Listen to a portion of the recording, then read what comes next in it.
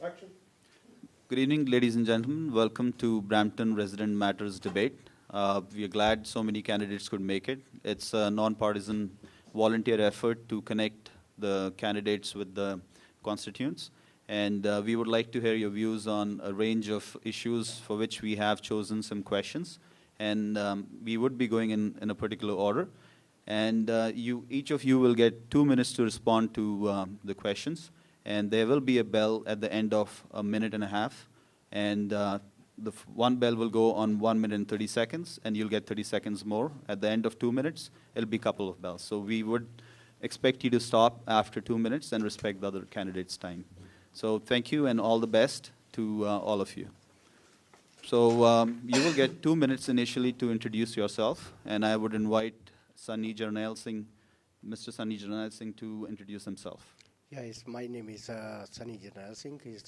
I candidate for 9 and 10 Bart City Councillor.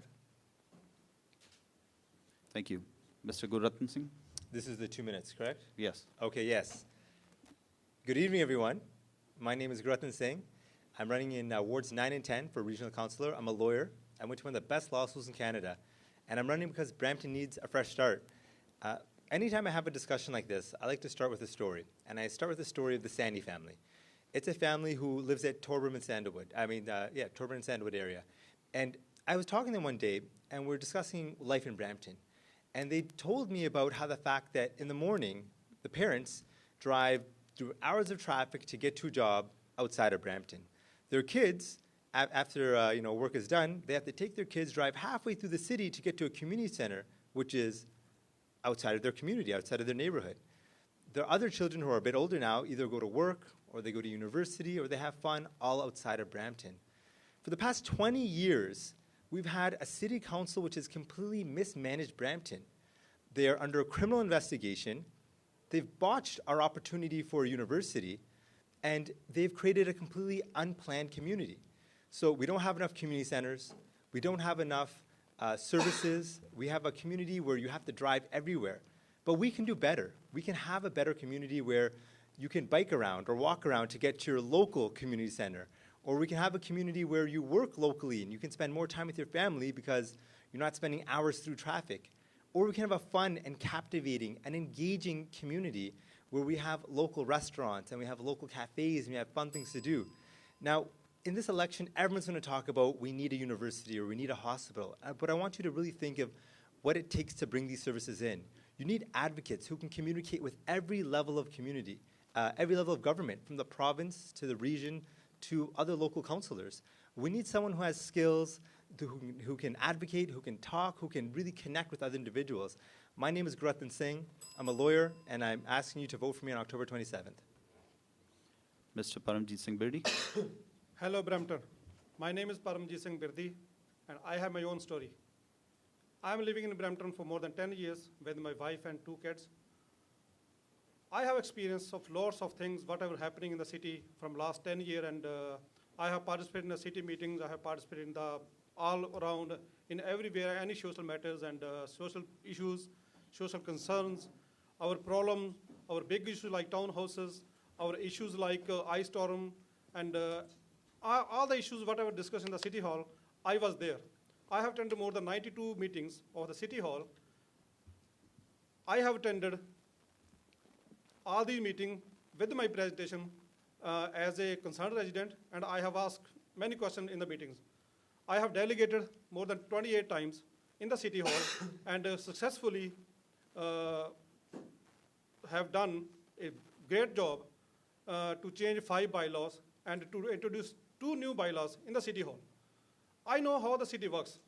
I know all the round stories, all the streets, all the blocks, all my city, all the people who are living there, all the communities living there, my community, the black community, the white community, the Chinese community. I'm living in these people. I'm not from anywhere else. I'm in the city, and I know what are our problems. Infrastructure problem, schools are problem, jobs are a problem, big plazas are a problem, industries are a problem, jobs are a problem. So many problems are there. And I know how to tackle these issues because I have dealt with the city staff, I have dealt with the city council, I've dealt with all the old brains in the city hall by joining them in the city hall meetings, and I already told you, I have asked so many questions, and I know the solution of all these problems. That's why my name is Paramjit Singh Birdi. I'm running as regional councillor from Ward 9 and 10, and I am here to serve for you, not for anybody else. Thank you, Mr. Birdi. Ms. Alison Brown.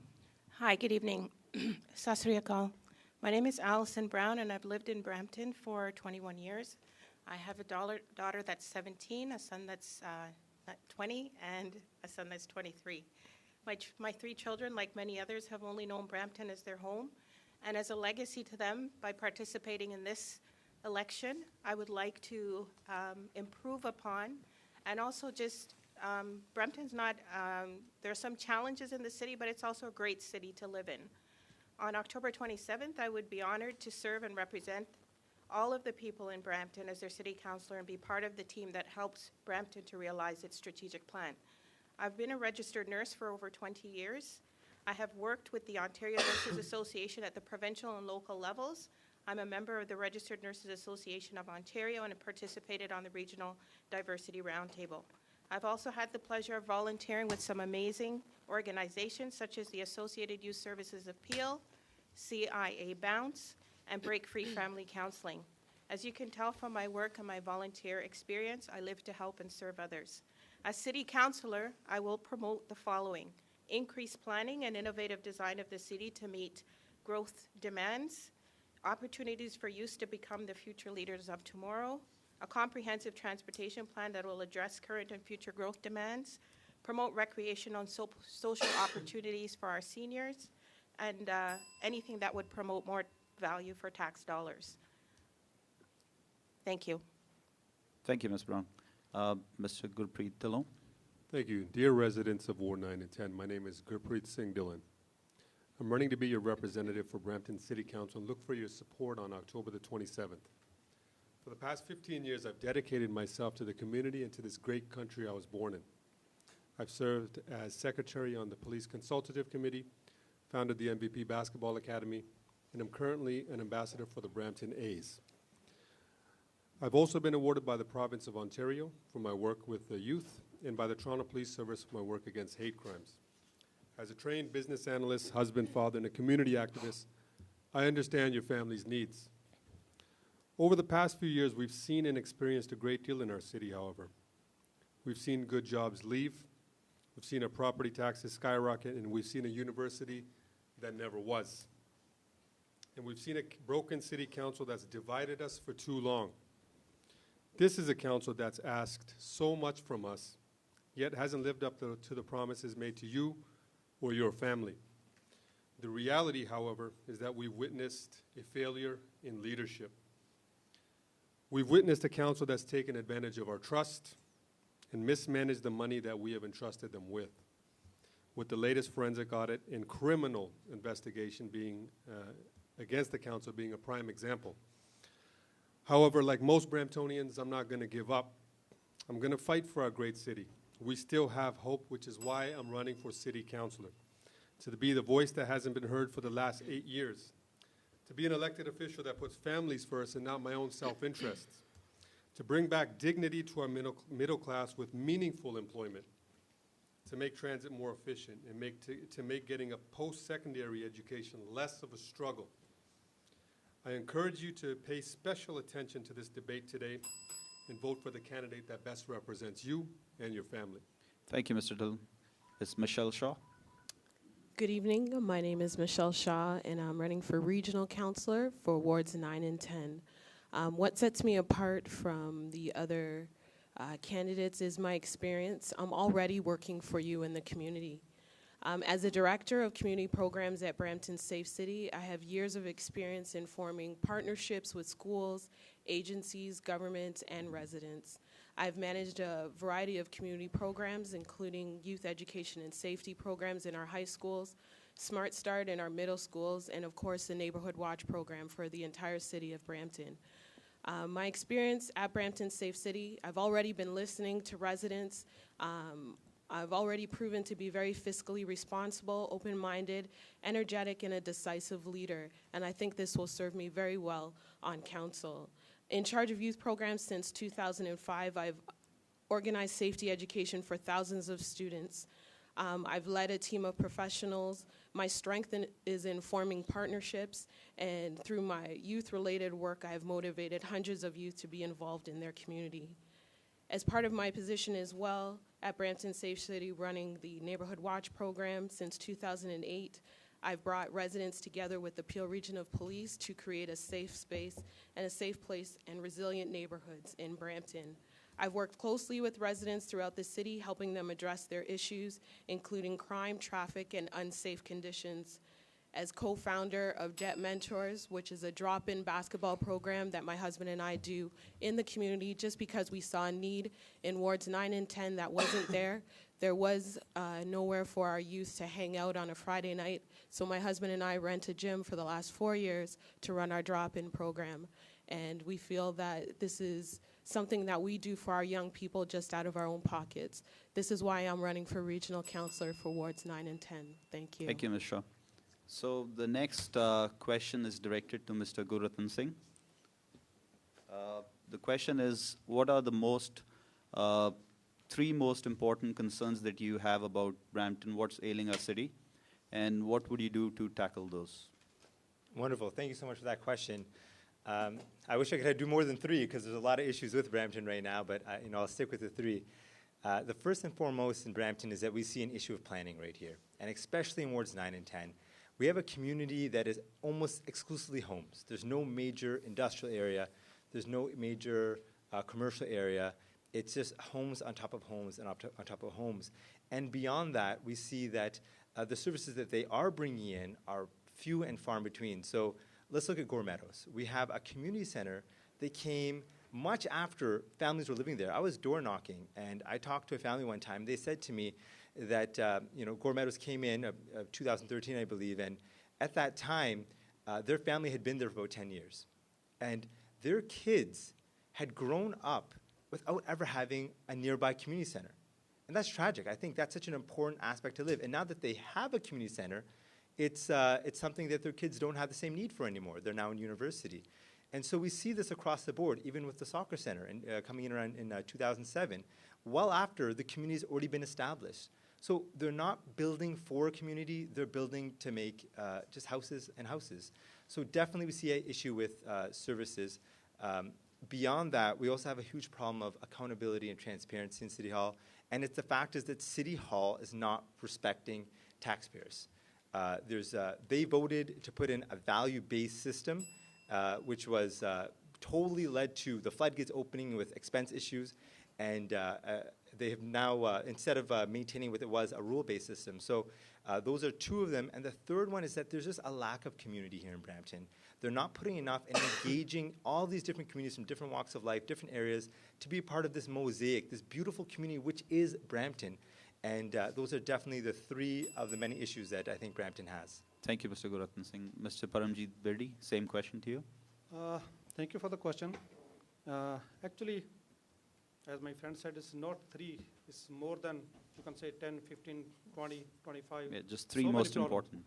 If I want to mention three only, the first and foremost thing which is coming in my mind for many years working with the city and with the people, the first and foremost thing is we have no connectivity with the city and the community. The community looking for something else, the city is providing something else. That's why my tagline is always there, let us bridge the gap between the community and the municipality. This is the first thing I want to do. Because if you see all the problems, say about infrastructure, say about some lacking in our facilities, say about we don't have schools, say about it's a very small road, say about what kind of a housing the builders are making, say about traffic gridlock. Everything is directly related with the community and the municipality, because if our elected representative, they really want to serve the community, they have to connect with the citizens, with the residents first. And this is really, really lacking at a big time. That's why this is my first priority. Second one is transparency at our City Hall. It's really a big challenge for myself, not for myself, almost for every Bramptonian. what is going on from last 1.5 or 2 years. Everybody can face it. Throughout the world, the city of Brampton have a really bad name right now. And I have worked on this issue in the city hall. I have introduced a bill to give us the money whatever they have used. And the third is our kids and the drug issue. This really big problem. We need the big, program for drug awareness issues. Thank you very much. Thank you. Ms. Brown? Same question? Same question. Okay, thank you for the question. So my three main issues right now are, number one, so as we continue to see less and less transfer payments from the provincial and federal governments downloaded to the municipalities, municipalities are quite challenged to find ways to generate revenue. If you have no revenue, your tax base becomes high. We need to generate ideas and incentivize small and medium-sized businesses here in Brampton. We have a lot of entrepreneurs. We need to push entrepreneurship in this city. We also, the existing entrepreneurs here, we need to come up with creative ways to work with the provinces to look at a different tax-based structure for small businesses so that they could take over some of that tax burden off of the taxpayers. The second issue is, as I've gone around on my campaign, I've met many of our seniors in the parks congregating in the evening from 6 to 9. Some people are overwhelmed by the number of our seniors in the parks, but I think we need to have a recreation center that will, especially when the weather gets cold, our seniors need to have a place where they can go and socialize and have, play card games and things like that. And that's one of the main issues that I've come across on my campaign trail. And I'd really like to have a place where the seniors can congregate and be safe and warm in harsh weather and cool in the heat. The final issue is voting. People in Brampton, we need to get out to vote. 1 in 3 people vote in this municipal election. We need to get everybody out to the polls to vote. That's the most important thing. If you want change to happen in Brampton, you need to get out and vote. Listen to all of the candidates this evening, make an informed decision, and get out and vote. Thank you very much. Thank you. Mr. Gurpreet Singh Dillon? Thanks so much. So I think everything stems from corruption in our city. Number one, we got to stop that. Number two, I think we got to look at it in terms of priority in wards, and then priority as a city and whole. So as a whole, so the three things in terms of the wards are jobs. I think if you take a look at it, we've experienced a high level of population influx. However, we lack the basic infrastructure required to support the population growth. So, we're solely a housing market. We don't see the required jobs for these new Bramptonians. And we don't see enough adequate accommodation in terms of transportation. So in terms of the priority in the wards, it's jobs, including fairer hiring practices at City Hall, improved transportation, particularly at Ward 10, and improve facilities to catch up with the rapid growth. So that's priority in terms of Ward 9 and 10. But in terms of the city as a whole, number one, crime reduction. 70% of all of our crime for youth happens between the time of 3 and 5 p.m. Let's keep our schools open. Let's keep our facilities open for them so they can stay out of trouble. Number two is better quality of life. We need to bring better jobs to Brampton. We need more programs for our seniors. And I think number three, we're lacking vision.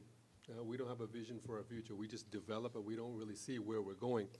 So a new university for Brampton means opportunity, it means jobs, and it means a place for our kids to go to school. Because, as mentioned numerous times, we're a sleeper city. We come here to sleep, put our head down, and we work and go to school outside of Brampton. So I'll be an advocate for a university, but I'll also have a vision for the city as a whole. Thank you, Mr. Dillon. Ms. Michelle Shaw? I guess my three main issues right now, the first one being transportation. I feel that each year our commute times, no matter where we work, even I work in the city of Brampton, and my commute time just to get from Springdale downtown to downtown Brampton is just ridiculous. And as a consequence, we're seeing more and more collisions and injuries happening on our roads, and we're seeing very high insurance rates here in Brampton. We must find ways to expand our roads before we continue to build houses. You've heard a lot of building houses upon houses upon houses in wards 9 and 10. I almost think it's an epidemic in our ward that we just keep getting houses. The second would be economic development. Like many have said, we have become a bedroom community where our residents leave town every morning and just come back to sleep in Brampton. We need to be more of a catalyst for bringing new business to our city, especially in wards 9 and 10. We've got a lot of land left in ward 9 and 10, and I believe that that land should be used for business. Last but certainly not least, anyone that knows me knows that youth are my passion, and it's something that people that I've worked with for many, many years, and our youth services need strong improvement at City Hall. When I hear people say that youth are our future, I often correct them and I say youth are right now. They're very, very important to our city right now, where they're at right now. They're an integral part of our city, and we need to provide opportunities for them to volunteer, but also we need to find ways of employment. We have one of the lowest youth employment rates in the country, and I think that is really unfortunate. Here in Brampton, we need a comprehensive plan for our youth that provides them services to finish their university or college, whatever. Thank you, Mr. Sunny Jarnail Singh. Sorry, go ahead. Yes, my first is those ones universities. Everybody say university is coming the Brampton. I say no. Right now, it's university no coming because city have no land for city. No land, there's only land for only townhouses. Second thing, his job, I need the job for Brampton because Brampton is already job, he's already gone, no coming. I elect the city councillor. First, I all bring the job for Brampton. Second, I stop the old townhouses because the old school is problem, this one. And third one is our 9 ward is no library. I bring first 9 ward is library. And those one is already countryside road. Right now, a single line. I already, those ones I elect, I first, those ones the double line. Because the last couple year, 3 year, is already he already bring the all townhouses. No, our committee is any facility. That's why I going to the city hall. Thank you. Thank you, Mr. Sunny Jarnail Singh. So my next question is directed to Mr. Paramjeet Singh Birdi. Yes. The question is, we've heard like how Brampton has turned into a sleeping community or bedroom community where people come and sleep and work somewhere else. So what plan of action do you have to attract more industries, businesses to open here and create more jobs here in Brampton? Plan of action.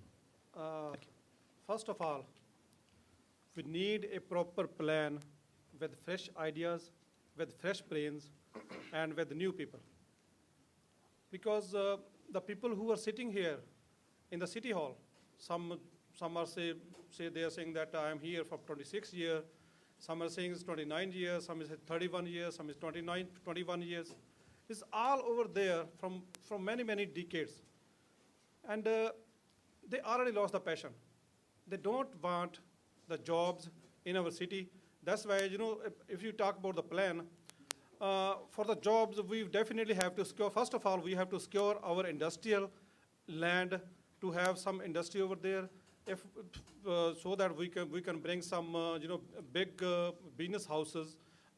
Maybe we can bring some, the business headquarters here. Here is BlackBerry is there. And we can offer them something if they can come there, and we have enough land, we have enough students in our city, we have so much so many educated people in our city. We can offer kind of, you can say, incentive to those people. They can come there, they can open their headquarters there. And second thing is, to create jobs, we should look after our, the neighboring cities. In the city of Mississauga, there's nothing different. We have more people, we have more educated people. We have to provide the industry, the good, infrastructure for that. And we have to face with the gridlock. We have to provide them the better facilities. We have to provide them the better plans for our city. Maybe we can have some better jobs for our city. Thank you, Mr. Birdi. Ms. Alison Brown. Okay. Thank you for the question. Yes, Brampton is considered a bedroom community. I believe what we have to do is work with unions and labor to bring various businesses to Brampton. We have to market Brampton as a livable city where people can work, live, and play. One of my ideas was having hubs here. So we have businesses all across the city. So rather than having people leave the city, we can incentivize businesses to buy buildings here and set up shop here. So workers can use technology to communicate with their home base. If it's not a job that you have to be physically on location, you could work from a hub in Brampton and use technology to communicate with your home base. So that was one of my ideas. We have to incentivize small and medium-sized businesses to drive the economy here in Brampton, and we also need to increase our workforce. We also need to decrease any regulations that might be prohibitive for businesses to relocate to Brampton. We also need to work with the provincial government to tap into some of the initiatives that have been initiated that has opened the gateway for businesses to locate in Brampton. This is a strategy that one of the parties had initiated, and so municipalities need to tap into all of the resources that are available. Thank you. So, we as Bramptonians become a commuter class of citizens, and I think there's an echo in here that we're a sleeper community. So we need to be able to live in a community that, where we can thrive. So what we need is three things. Number one is full-time, meaningful employment, less agency and short-term positions. So number one, what we need to do is promote small business and big business as well. So tax credits for small business. We need to cut the red tape for small businesses. Right now, on average, it takes about 6 months for someone to start up a business. We need to cut that down in half. We need to make it easier not only to start the business for them, but for current existing businesses to grow. And we need more voices at the table to articulate at City Hall that Brampton is the best place to invest. And number two is move banks to Brampton. Take a look around at the GTA. We have Waterloo. It's just outside of the GTA, but the telecommunications capital, they've found their niche. Markham has found their niche. They're the IT capital. And currently, we're the echo in here, residential capital. So what we need to do is move more banks. Downtown Toronto is limited space. So we need to do something to open up more lands, allocate more lands, and promote some more banks to come in. Number three, particularly in Ward 9 and 10, we should be advocating for more zoning for commercial and industrial. A classic example is Highway 50. We take a look at the other side. In Vaughan, they have 300 acres for CN Rail, which has jobs, and they got industry is there. And on our side, again, we have houses. So we need to focus on allocating land. We need to, for industry, promote more banks to come in, more corporations, more head office, more headquarters to come in. And what we need to do is full-time, meaningful employment, encourage business to start up here. Thank you, Mr. Dillon. Ms. Michelle Shaw. I think the first thing that I would do is, my strength is in partnerships, as I said before, and I think the first thing that I would do is get together with our economic committee that already exists at the City of Brampton. And then I would work with them to find out what has already been done, what are we doing, where are we at? And I think that's the first place that I would start. Next, I would try to rally the provincial and federal government to try to see what their views are and what can happen in Brampton. Because again, working together is so important. I don't think that's ever been done before in Brampton. I think we work in silos, that municipal work together and then provincial work together and federal. We've never all sat at the table before and tried to come up with a comprehensive plan for all of Brampton. And I think that Brampton is already marketable just in the fact that we are right by the airport and the fact that we can give a lot of incentives for why a business should locate in Brampton.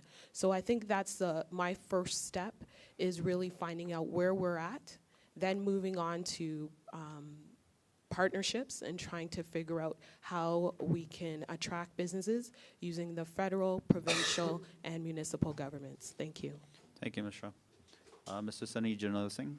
Yes, first is Highway 50 is already those one is land for industry. My focus is first is those land is first all industry is coming down there, is more job. And second thing is already is Brampton needs a more job. I already this one is I feel those one is no job right now is Brampton. I already is all industry is coming is down there is more job is coming, economies go up. Right now is Brampton now D grade because Waterloo is already first grade, and now my job those one is I need the A grade for all Brampton. I working for the Brampton is all industry job, everything is I bring the hair, and more people is everybody say those one is sleep city.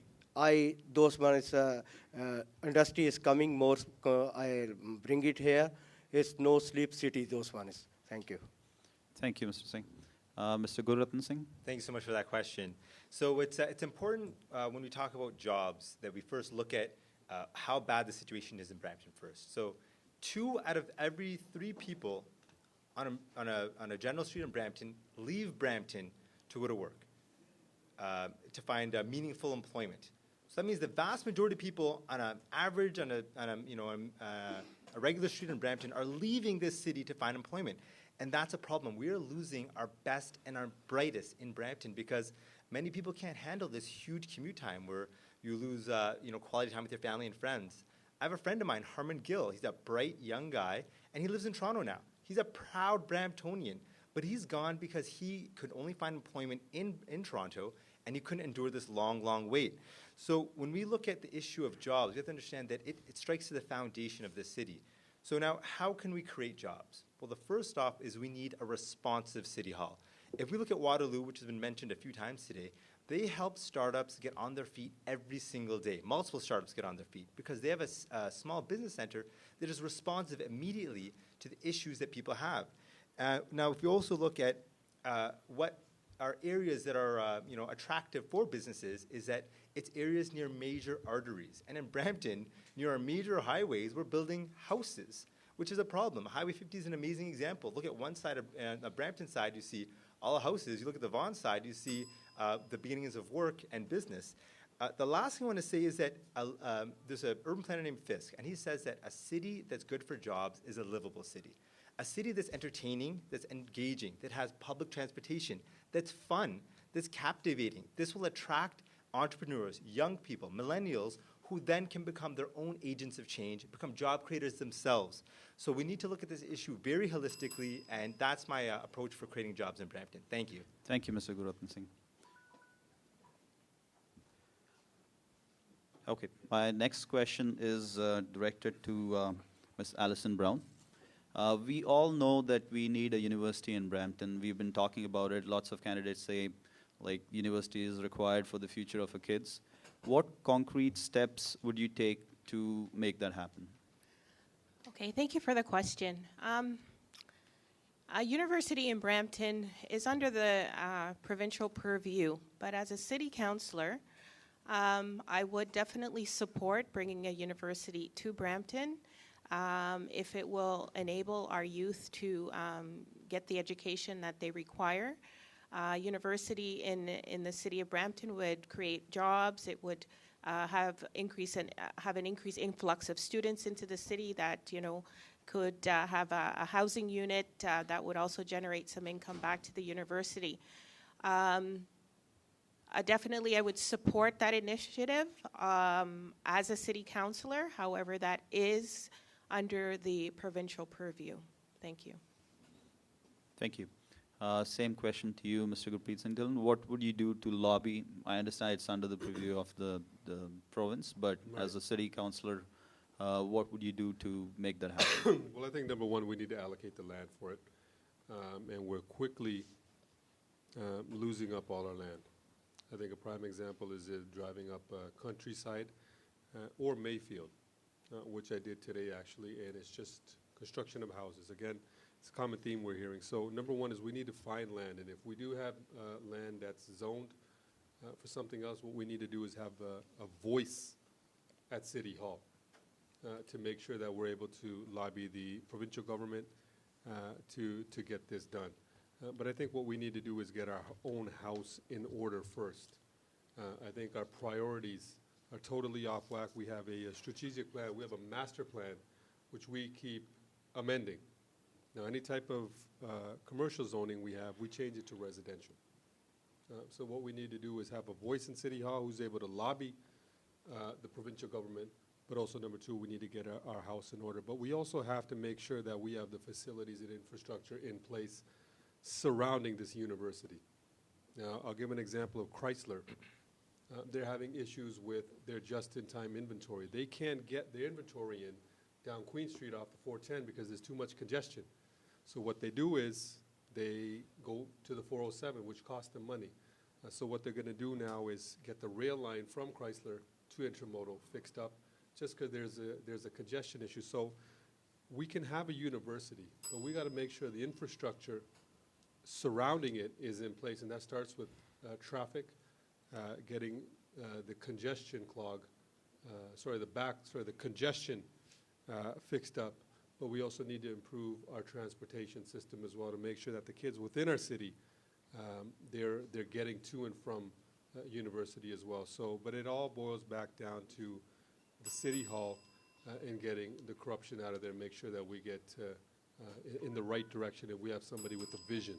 Thank you, Mr. Dhillon. Ms. Michelle Shaw. Again, I'm going to just say that I'd like to analyze what's here already. What are we doing currently? I know that we've been working really hard just being at Brampton Safe City and working in the community with getting courses through Sheridan University courses just through Sheridan. As well, we've been in talks with Sheridan trying to see how we can make parts of it a university. I think that the university has become kind of a catchphrase for this election, but I caution that we should really look at what we can do in the next 4 years. Building a university would be very difficult to promise in the next 4 years, and I'm just a realist because I already work with the city of Brampton, so I know what can be accomplished in 4 years. But what we can do is start the ball rolling, and we can go to Sheridan, speak with them, find out what's going on there, work in partnership. I cannot stress that enough. If we don't work together in Brampton, as you can see, we are falling apart right now because we are not working together. So it's so important to work together with the province, get somebody in City Hall that is able to do that is able to bring people together that have the best interest of Brampton at heart, which I feel that a university in the future would be amazing. I would have loved to go to university here in Brampton. I had to go all the way to University of Windsor.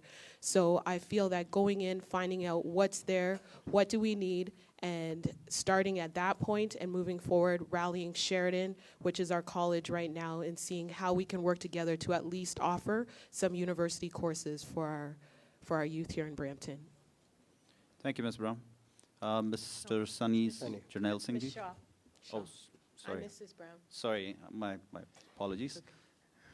Yeah, I heard this. She said university is coming next 4 year, right? I have a proof, university land, because the university is not coming to next 20 year. Those much I see where is land for university for city of Brampton. Yeah, everybody say I bring the university. Next 20 years, no coming the university. Because the city only, right now, yeah, those months promise everybody, because I know promise those months university is coming here. Because already my daughter is study for the University of Waterloo last 2 years. Now, and other one, okay, his job is coming. Because university, everybody said university is coming. No, because already city is university is land for sale, 2008. That's when university is not.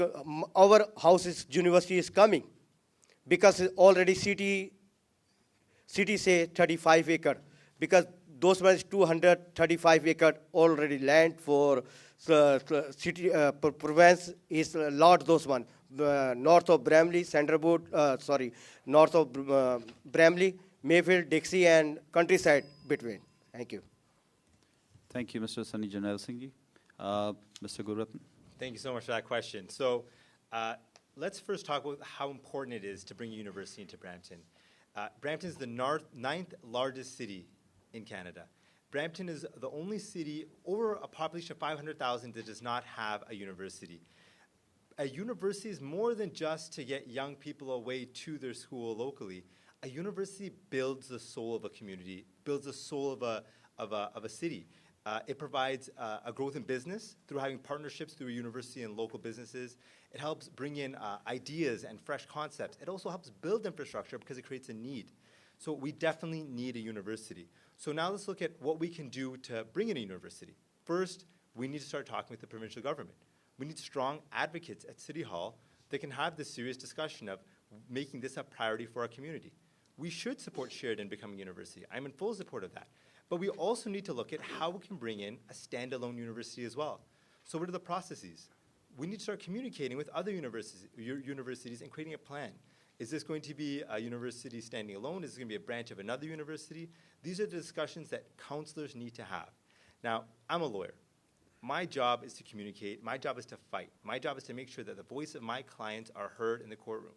Now, when you talk about an issue of a university, you need someone who can communicate the needs of the community to the provincial government. You need someone who can communicate with their local councillors, with the regional councillors. We need to look at this issue holistically, and we need to really emphasize that if we want a university, we need the leaders that are dedicated and have the skills to bring a university into Brampton. And that's what I bring, that's my hope, and that's what I hope that on October 27th you make a decision to bring in someone with those skills to fight for the community. Thank you. Thank you. Mr. Paramjit Singh Birdi. Thank you for the question. I am feeling that Brampton is the most deserving city in Canada right now who should have a university campus, independent university campus. We have population, we have land, we have young students, but we don't have a visionary council right now. I have a vision to bring the university at my city. I will make sure that we should start a proper plan with the right procedures to have a university campus in our city. Not like that we are just after Sheridan College to converting it into a university. I'm not in favor of that. Because the Sheridan College is already offering so many courses. The cost is very less and it's job-ready courses. That's why we don't want to lose that. If we need a university, we should have independent university. And for that one, whatever happening in the past, I have experienced it. I was sitting in all the council meetings, all 3-4 meetings, what I've done, special meetings to bring the university, all the time, the council lied to the resident of Brampton, which I will make sure, if we need a university, we should have a proper plan. It's a long-term plan, not like close to the election, we are just talking about the university. Because I'm a resident of Brampton, my daughter is also going to Waterloo to university, And I know the pain, how much we are costing, how much is the expensive we are giving to the other universities. When we have everything in place, then why don't we have our own university?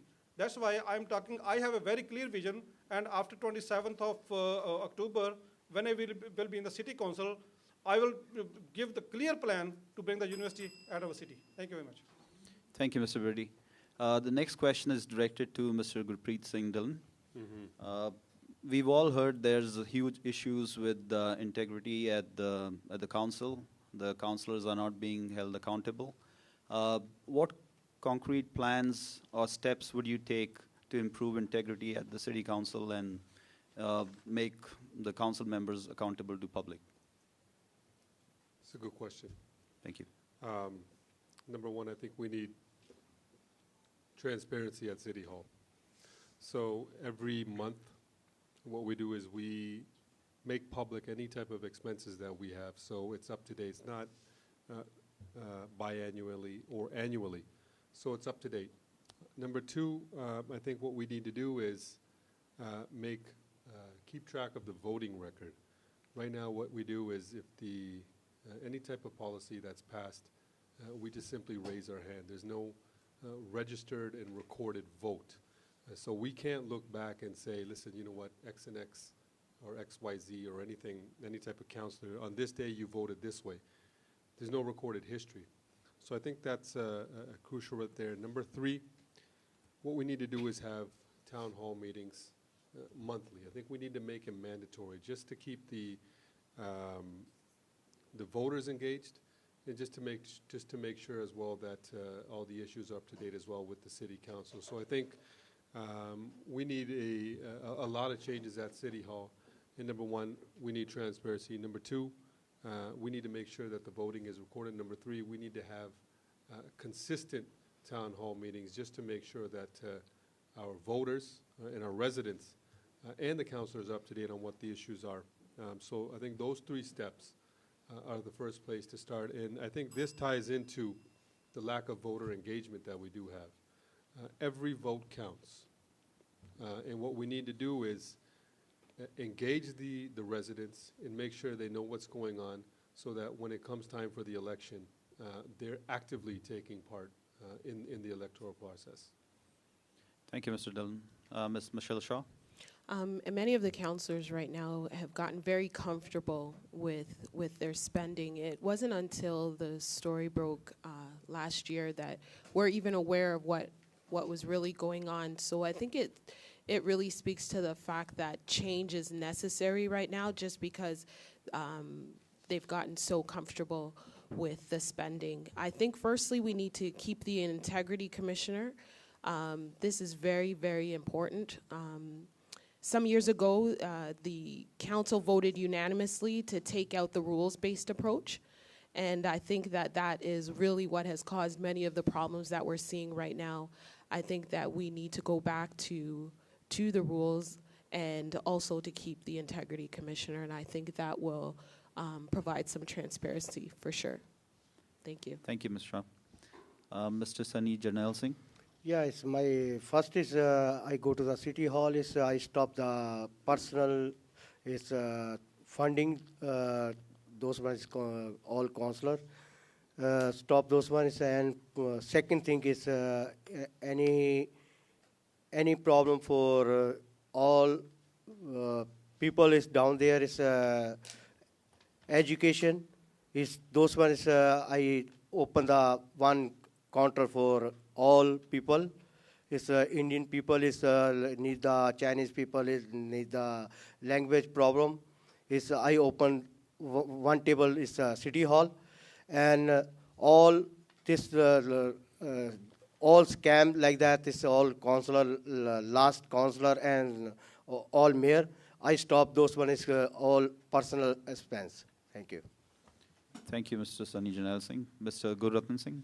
Thank you so much for that question. The issue of integrity and transparency is an issue of trust. And as Bramptonians, we need to be able to trust our elected officials. We need to be able to trust the fact that the money that we're giving them, they're spending in a proper way.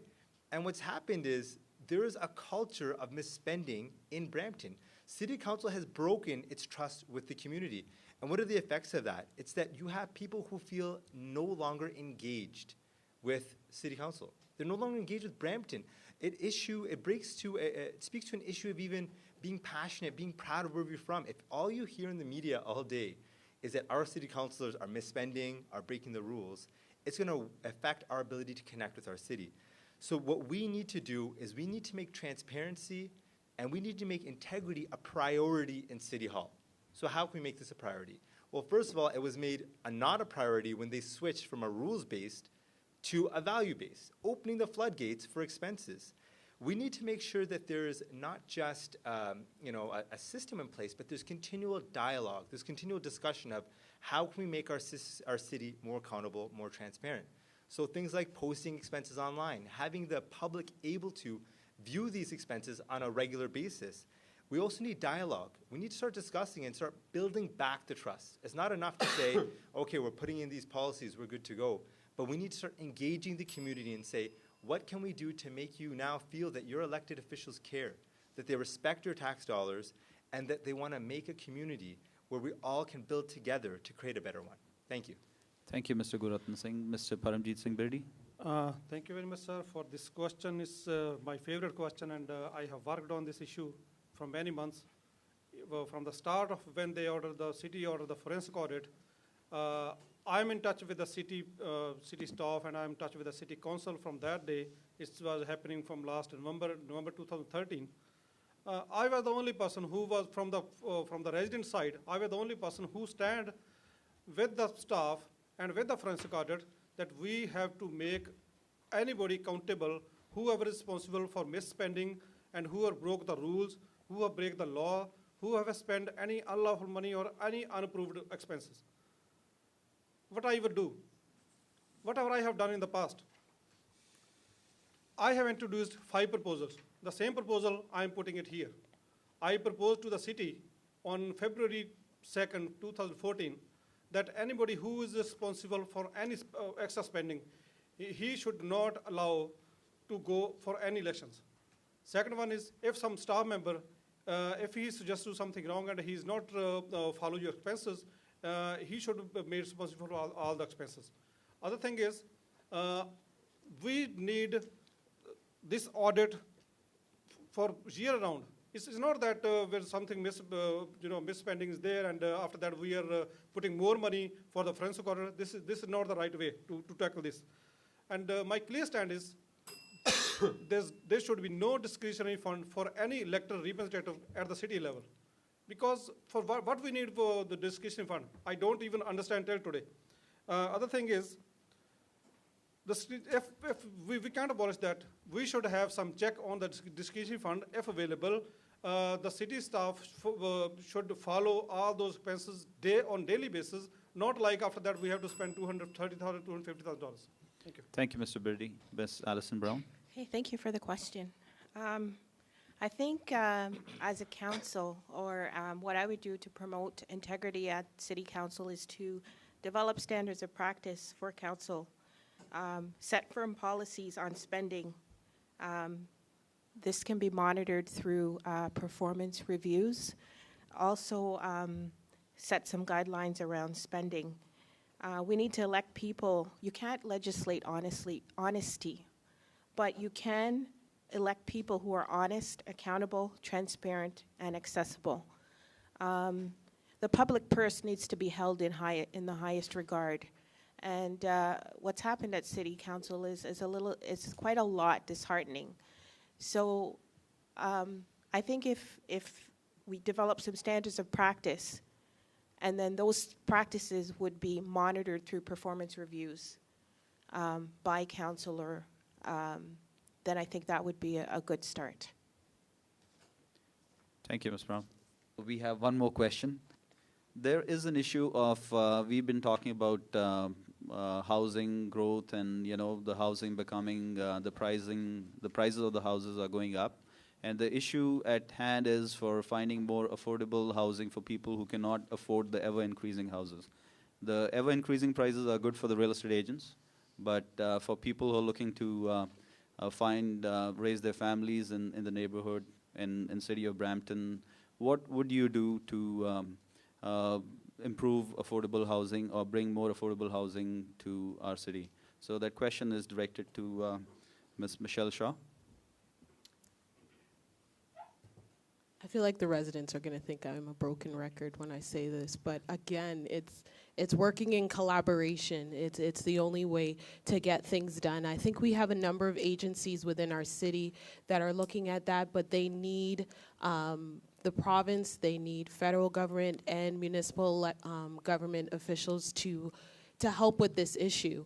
I don't think it's going to be an issue that is going to be solved overnight, but I do feel that if we can get together, and again, we have so much land in Brampton still not used, that I really feel that once we're working together, that we can work together and develop ways that we could have affordable housing. I know the list for affordable housing is very long, and I know that the region is working really hard to ratify that, but it's not fast enough. And I think that if we all work together again, that it's going to be possible to help especially young families that are now just entering into the workforce and families that have had some struggles. I think that with working together, we can definitely solve that problem.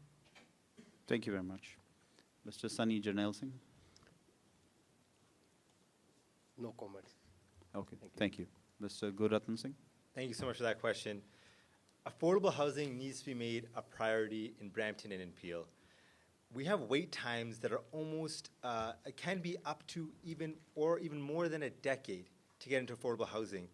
And affordable housing is that last, it's that safety network that could be the difference between someone being in a home or someone being on the street. And it's so important that we make affordable housing a priority.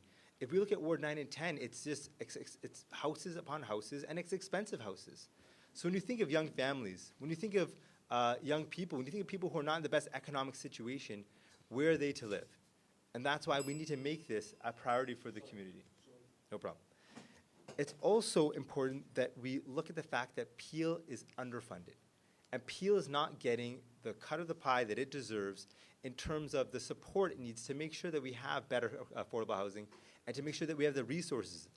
We need someone who is able to coordinate and work with provincial governments, with federal governments, with any kind of government, any kind of agency that can get us the funding that we need to ensure that affordable housing is given the important place that it requires in any society, and especially in Wards 9 and 10. Thank you. Thank you. Mr. Birdy. The affordable house is a big issue in the city and the region of Peel. As the data shows, I have the data from poverty in Peel. There is a 27,000 increase in population every year. And now we have 12,853 households who are on waiting list. And if somebody needs affordable housing from these families, he have to wait 8.25 years to have affordable house. With the population increase and with the provincial and federal policies and with the region of Peel policies, we should have more land, we should have more affordable housing in the city and at the region of Peel. To tackle this issue, we can suggest all the builders who are making more than 50 houses, they should reserve 10% of their land for the affordable housing. And it should be at the cost basis, because how much cost they are putting to the house, we can suggest the builders that they can provide those houses for the poor family, for the low income families. Other things what I'm already working on that, it's to legalize the basement apartment. According to the provincial policy bill 140, we have to legalize the basement apartment as a second unit. And to legalize the basement apartment, what the city is following the procedure is not the right procedure. I am working with the city for many years, and I have attended almost all the meetings and give the suggestion to the city.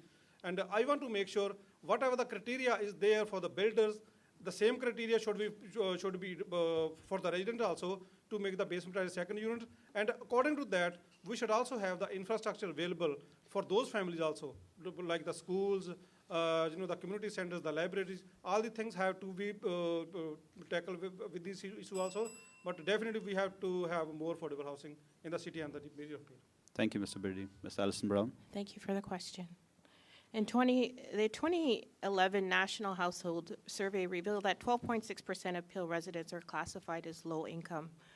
More than 34,000 new residents move to Peel each year. 33% of Peel's recent immigrants live in poverty. Almost 40% of Peel seniors who live alone and 18% of people with disabilities are living in poverty. Peel region has had a 51% increase in the number of children in poverty between 1997 and 2005. Food bank use has increased 19% between 2008 and 2013 for the 905 region.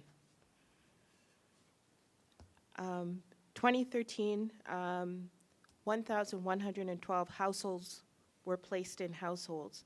5,081 new applicants and 4,175 were canceled applications. As of December 31st, 2013, Peel has 12,630 households on the waiting list for social housing. The average wait time for supportive housing in Peel is 8.39 years. The average wait time for seniors who need a unit in a seniors building is 6.5 years. So there's a huge problem here, huge challenges around affordable housing. We need to work with the provincial government. We need to work with other municipalities and look at best practice. What are they doing that's working in their municipalities?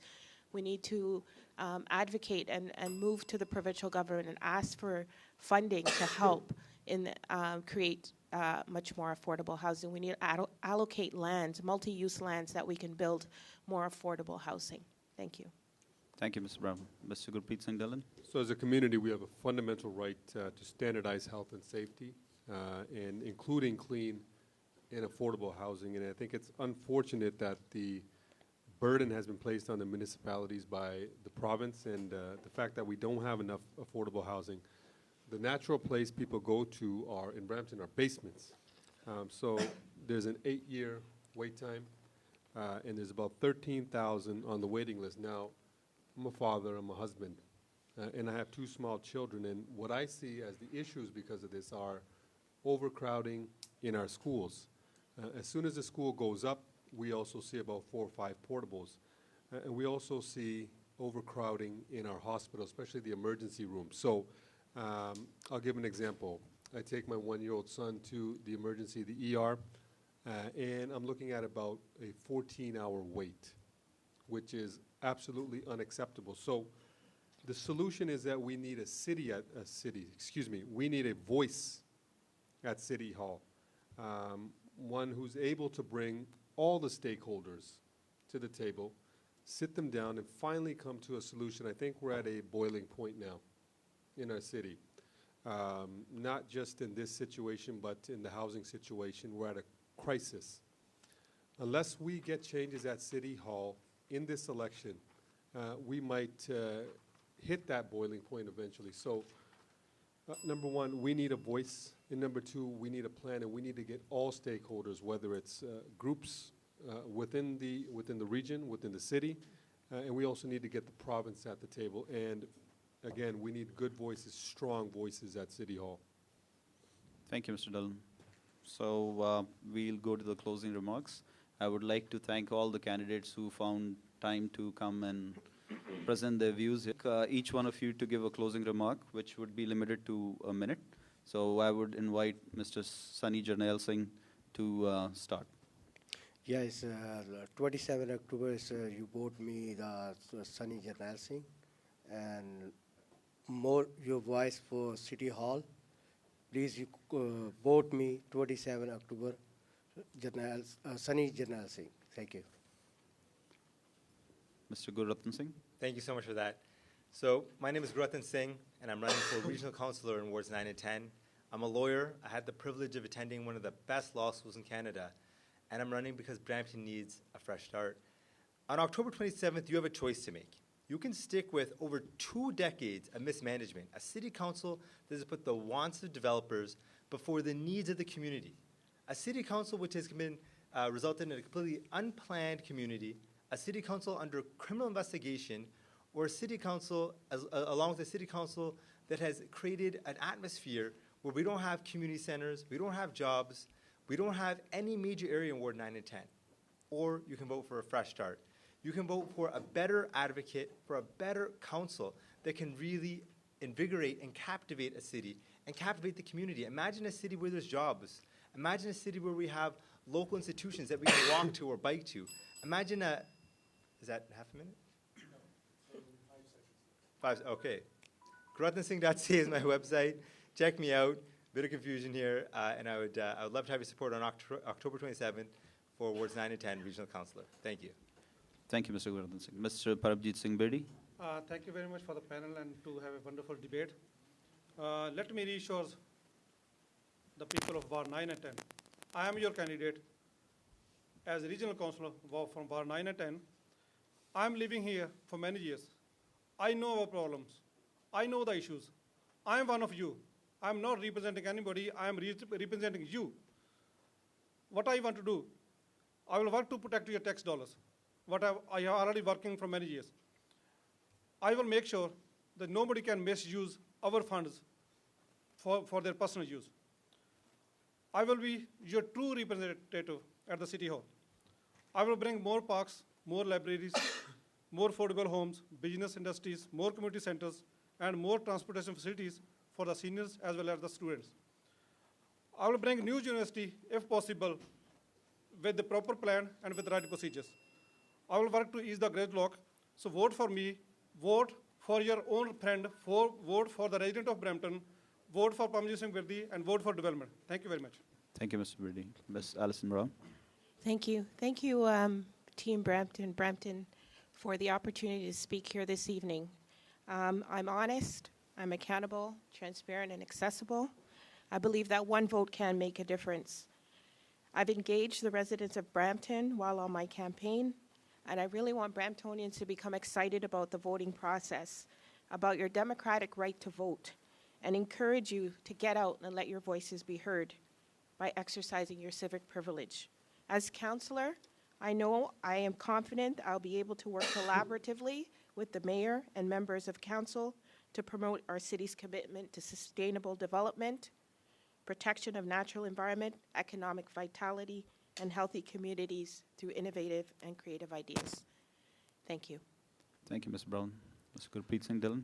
Brampton has been in the spotlight recently for all the wrong reasons. The scandals that have plagued our city council and all of its members have put a black mark on our city. A simple sorry isn't enough. This council has missed the mark on bringing a university to our city, fixing our congestion problems, and has been invisible on job creation. Most importantly, they've missed the mark on treating its residents with respect, and the respect that they deserve by misusing our tax dollars. In a few short weeks, when we go to the polls, I want you to ask yourself, how can I make a difference in this election, and what kind of future do we want for our children? It's time for change in Brampton. It's time for new vision and new direction. We need a city council that puts the best interests of all Bramptonians and its citizens and community first. I've been a strong advocate for our community and promise to carry the same energy and passion forward as your elected official. This is why I've asked you to join me in this journey. So on October 27th, vote for a new vision and new direction. Vote for Gurpreet Singh Dhillon. Thank you. Thank you, Ms. Dhillon. Ms. Michelle Shaw. As said in my introduction, what sets me apart from the other candidates running in this election is that I've already been working very hard within the community as a program director at Brampton Safe City. When the minister, Peter MacKay, came to Brampton, I was invited to speak with him about health and safety. I've been providing Neighborhood Watch for almost a decade for the city of Brampton. I'm a champion for youth. I have already been working to create safe neighborhoods and communities. I know exactly how to work together, and I know how to work in strong partnerships. I feel that I am the right candidate for Wards 9 and 10 for regional councillor. I have a passion for this city. I have a passion for my neighborhood. This is where I live, work, and play. I have 4 beautiful children, and I'm married. I understand what families face on a day-to-day basis. I am committed and already have been committed to the residents in Ward 9 and 10, and I will continue to be committed to Brampton. Thank you. Thank you, Ms. Shaw. So I would like to give a big hand to the candidates here and to everybody else who's present here too. Thank you.